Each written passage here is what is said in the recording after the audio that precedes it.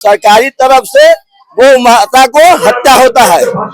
मेरा गौ माता 33 करोड़ देवी देवता गौ माता में रहता है। वो जब तक बंगाल में बंद नहीं होगा तब तक भारतवर्ष में विकास भी नहीं होगा। এবার ও যে বড় বড় কথা বলবে কি নিয়ে বলবে, মানুষ তোকে বলে দেখলে বলে চো তুমি যত গেরবা পড়ে নাও, যত তুমি জয় শ্রীরাম যে করছিল এখন আমি জয় শ্রীরাম আছি, মানুষ কি জানে না? তুমি কেন করছো? তুমি নিজের চুরিটা ছুপানোর জন্য করছো কি না আমি আবার সাধু হয়ে গেছি, জয় শ্রীরাম জয় শ্রীরাম। कुछ भी चेंज होना चाहिए, इसका बाद यार क्या बोले पब्लिक का मन में। हम तो रियल कांग्रेस में देता रहा बहुत 80 साल से हम कलकत्ता है, 80 साल में वही साधन पांडे अजित कुमार पांडे एक हफ्ते करते। अब हम लोग साल नौकरी वाला सब, उसका बाद भी चेंज होना भी जरूरी है। খেলা হবে না, খেলা শেষ হয়ে গেছে, যা হওয়ার হয়ে গেছে। মানুষ বুঝে গেছে এটা খেলা না, এটা খেলার শেষের খেলা, শেষ খেলা। এবং তারই প্রার্থী অনুব্রত তার কাছে পরিষ্কার, সে নিজের মুখে বলেও দিয়েছে যে 14 থেকে 15টার বেশি পাবে না। তাহলে এটা খেলা শুরু হলো না শেষ হলো, এটা আপনারাই ভালো করে জানেন। না, ওনার ব্যাপারটা পুরো সম্পূর্ণ আলাদা, ঠিক আছে? উনি এক ধরনের মানুষ, ঠিক আছে? আর আমাদের এখানে সম্পূর্ণ ব্যাপারটা আলাদা। এবার আমি ওই ব্যাপারটাতে অতটা আমি ডিপে ঢুকিনি। এই যে লুটে পুটে খাওয়া, এই লুটে পুটে খাওয়ার সাপোর্টটা তো ওরা এত বড় আপনি দেখুন আরজিকর কেস থেকে শুরু করে যত কটা বক্তব্য যা ঘটনা ঘটেছে, প্রত্যেকটা ঘটনা এখনো পর্যন্ত কোনো রকম কোনো তার সমাধান হয়েছে।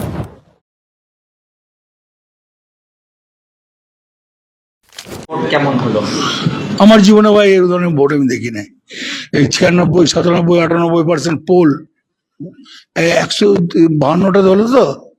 আমি প্রথম বলেছিলাম 130টা বলেছিলাম তৃণমূল কংগ্রেস, 15-16টা পাবে কিনা সন্দেহ আছে এই ফার্স্ট ভোটে। নমস্কার, আমি পায়েল আর আপনি দেখছেন ও নিউজ বাংলা। বাংলার রাজ্য রাজনীতির পারদ কি এবার গুলিয়ে যেতে চলেছে? সম্প্রতি প্রথম দফার ইলেকশনের পর অনুব্রত মণ্ডলের একটি বয়ান নিয়ে তোলপাড় রাজ্য রাজনীতি। প্রথম দফার ভোটের আগে তিনি বলেছিলেন যে 130টারও বেশি আসন পেতে চলেছে ঘাসফুল শিবির। কিন্তু যে মুহূর্তে প্রথম দফার ইলেকশন যে পোলিং পার্সেন্টেজ তা সামনে আসে, তারপরে তিনি বলেন যে 15 থেকে 16টারও সিট বা আসন পাবে কিনা তা নিয়ে সংশয় রয়েছে। তাহলে কি একদিকে এই স্টেটমেন্টকে আমরা বিজেপির জয়ের ইঙ্গিত হিসেবে ধরে নিতে পারি? এ প্রসঙ্গে কথা বলবো কলকাতা তথা পশ্চিমবঙ্গের আম জনতার সঙ্গে। আসুন।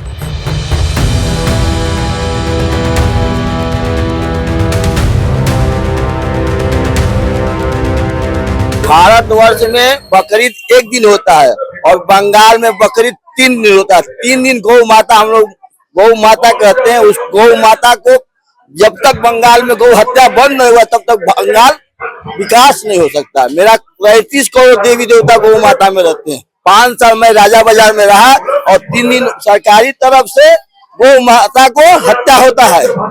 मेरा गौ माता 33 करोड़ देवी देवता गौ माता में रहता है। वो जब तक बंगाल में बंद नहीं होगा तब तक भारतवर्ष में विकास भी नहीं होगा। অনুব্রত মণ্ডলের নাম আলাদা করে উল্লেখ করার কিছু নেই, তিনি ভীষণই খাস তৃণমূলের।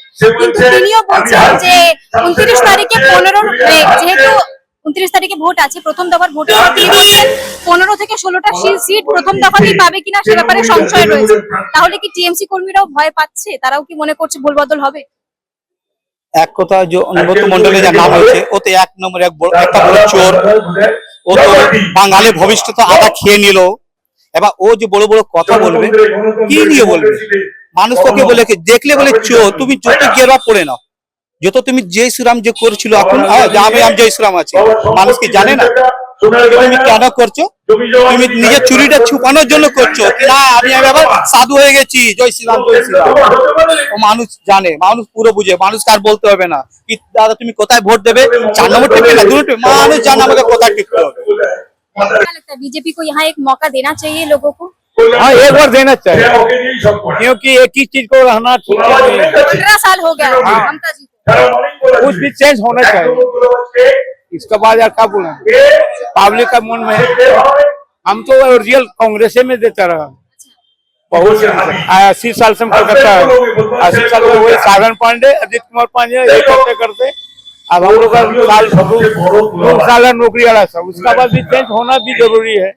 খেলা হবে স্লোগানটা মাঝখানে বিগত বেশ কিছু বছরে ভীষণ পপুলার হয়েছিল। অনুব্রত মণ্ডল খেলা হবে এবং অনেকেই খেলা হবে স্লোগান দিয়েছিলেন। সেই অনুব্রত মণ্ডল এখন আশঙ্কা করছেন যে 15টা থেকে 16টা সিটও টিএমসি পাবে কিনা সন্দেহ রয়েছে। খেলা হবে না, খেলা শেষ হয়ে গেছে, যা হওয়ার হয়ে গেছে। মানুষ বুঝে গেছে এটা খেলা না, এটা খেলার শেষের খেলা, শেষ খেলা। এবং তারই প্রার্থী অনুব্রত, তার কাছে পরিষ্কার, সে নিজের মুখে বলেও দিয়েছে যে 14 থেকে 15টার বেশি পাবে না। তাহলে এটা খেলা শুরু হলো না শেষ হলো, এটা আপনারাই ভালো করে জানেন। কিন্তু মানুষ বলছে, বিভিন্ন মানুষ, এখানে বাংলার মানুষ অনেক বলছে যে বিশেষ করে যারা টিএমসি কর্মীরা, সমর্থকরা, তারাও বলছেন যে ধর্ম নিয়ে একটা রাজনীতি করার টেন্ডেন্সি রয়েছে বিজেপি। এটা একদমই বাজে। ধর্ম নিয়ে রাজনীতি মোদী সরকার কোনোদিন করেও নি, ধর্ম নিয়ে করতে চায়ও না। কেন আমাদের কি এখানে কোনো মুসলিম কোনো মানে কেউ নেই, মেম্বার নেই, আমরা কি নিই না? এখানে কোনো বাজে বিষয়, এখানে ধর্মটাকে হাইলাইট করা হচ্ছে মুসলিম হিন্দুকে নিয়ে। অ্যাকচুয়ালি আমাদের বিজেপির মধ্যে এই জিনিসটা নেই। এটা জাস্ট একটা হাইলাইট করে মানুষের কাছে ভোট পাওয়া যায়, 30% ভোটটা টানতে চাইছে, আর কিছু না। যেটা টিএমসি এর ভোট ব্যাংক ছিল, যেটা এই ভোট ব্যাংকটা, সেই ভোট ব্যাংকটা থাকে সেটাকে ওরা গ্রিপটে করলে আলটিমেট লাভ হবে না। আমি নর্মাল একটা হিসাব আপনাদের বলছি, 92% ভোট করেছে, 30% ভোট আমি বাদ দিয়ে দিলাম, তাহলে থাকছে 62। 10% চটি চাটা হিন্দু বাদ দিয়ে দিলাম, তাহলে থাকছে 52। 2% এক্সেস বাদ দিলাম, তাহলেও 50% ভোট পাচ্ছে বিজেপি সরকার করছে। আজকে সেই চোরগুলো যখন জেলের মধ্যে থেকে তাদের বার করিয়ে আনার পেছনে সবচেয়ে বড় সাপোর্ট কার? আপনি বলুন না। অনুব্রত মণ্ডল একটি বয়ান দিয়েছিলেন 130টার বেশি আসন পাবে টিএমসি। প্রথম দফার ভোটের পোলিং হওয়ার পর উনি বললেন 15 থেকে 16টাও পাবে কিনা সন্দেহ। একটা পরিষ্কার আপনাকে খুলে বলি, এই টিএমসি বলুন বিজেপি বলুন, এরা সবসময় একটা চেষ্টা করে থাকে যে বিধানসভাতে আমরা মিলে জুলে দুজনে মিলে চালাবো, লেফট যেন কোনো মতে না আসতে পারে। কারণ লেফট যদি বিধানসভায় থাকে তাহলে আমাদের করে খাওয়া 14 আনা বন্ধ হয়ে যাবে। 2021-এর বিধানসভায় দেখুন, 2016-এর বিধানসভায় দেখুন, যাতে লেফট না আসে, তা লেফট আসলে করে খাওয়া বন্ধ হয়ে যাবে। এই যে লুটে পুটে খাওয়া, এই লুটে পুটে খাওয়ার সাপোর্টটা তো ওরা। এত বড় আপনি দেখুন, আরজিকর কেস থেকে শুরু করে যত কটা বক্তব্য যা ঘটনা ঘটেছে, প্রত্যেকটা ঘটনা এখনো পর্যন্ত কোনো রকম কোনো তার সমাধান হয়েছে। কিন্তু বিজেপি আসলে হয়তো হতে পারে, বিজেপি যদি সম্পূর্ণরূপে আসে তাহলে হয়তো পরিবর্তন, উন্নয়ন হতে পারে। পরিবর্তন উন্নয়ন হবে, কি উন্নয়ন হবে বলুন তো আপনি? যদি হসপিটাল হয়, শিক্ষার দুর্নীতি যেগুলো রয়েছে, যদি স্কুল হয়, হ্যাঁ। ভারতবর্ষ অন্যান্য রাজ্যে যে বিজেপি সরকার, ডবল ইঞ্জিন সরকার, সেখানে কোনো উন্নতি হয়েছে? সেখানে স্কুল কলেজ হয়েছে? যা ছিল সেগুলোই আছে, সেগুলো তো লেখাপড়া আরো 12টা বাজিয়েছে। এবিভিপি সেখানে আরো 12টা বাজিয়েছে। সেখানে আপনার সবচেয়ে বড় জিনিস হচ্ছে ধর্মকে ঢুকিয়ে দিয়েছে। তাহলে সেখানে রাখি সবার মুখে মুখে শুনি, দোকানেও তো আমি 24 ঘন্টায় দোকানেই থাকি, সবার মুখে এইটাই আলোচনা শুনি যে হাওয়াটা দিদির দিকেই আছে।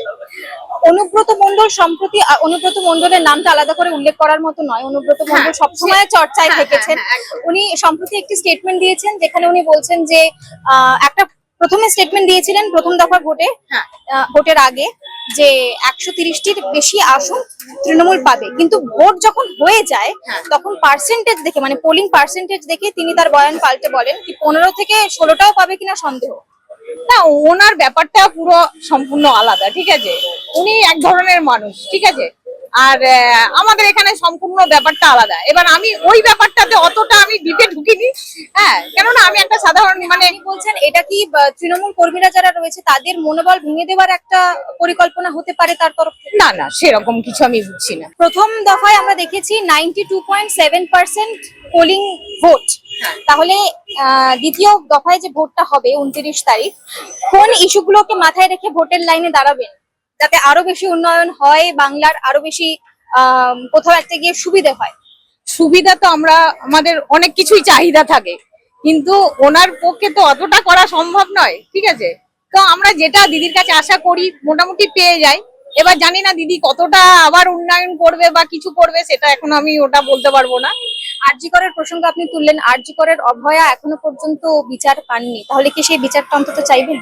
হ্যাঁ, সে তো অবশ্যই, ওই ব্যাপারটা তো নিয়ে অনেক তো হলোই, সে তো এখন আমি সেটা কি করে বলবো মমতা ওটা বন্দ্যোপাধ্যায়ের কাছ থেকে নিরাপত্তা চাইবেন মহিলা তথা যে কোনো নাগরিক যারা পশ্চিমবাংলায় রয়েছে, এই দেশের নাগরিক যারা পশ্চিমবাংলায় রয়েছে, তাদের নিরাপত্তার কথা বলবেন? অবশ্যই অবশ্যই সেরকম মহিলাদের তো নিরাপত্তার দরকারই।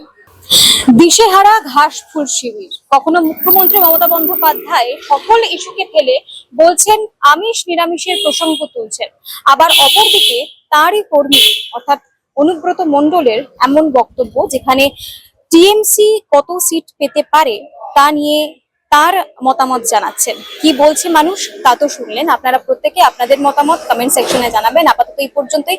অন্যান্য সব খবরের জন্য দেখতে থাকুন ও নিউজ বাংলা। ভিডিও জার্নালিস্ট দ্যুতিমানের সঙ্গে আমি পায়েল, ও নিউজ বাংলা। ধন্যবাদ।